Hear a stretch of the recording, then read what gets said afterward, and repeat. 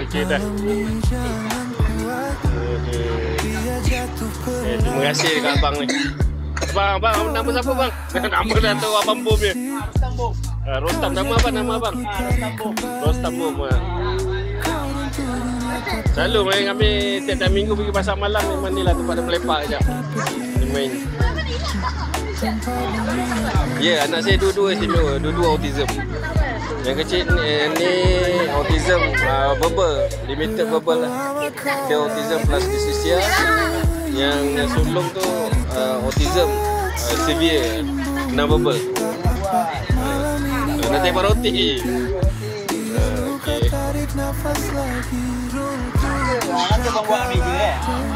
Dia bang buat meja. Rumah dah pakai. Ada meja? Ada.